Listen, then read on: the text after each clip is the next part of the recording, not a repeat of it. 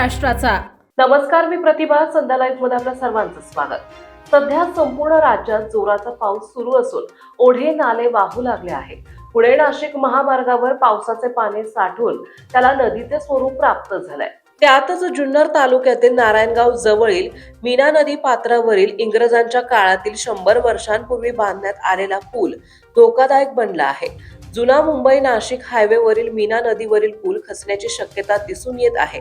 तसेच या पुलाच्या भिंतींवर कठड्यावर पिंपळाची झाडे उगवून त्याच्या मुळ्या पुलात घुसल्यामुळे कालबाह्य झालेले या पुलाचे संरक्षण भिंत खचण्याची फार मोठी शक्यता निर्माण झाली आहे।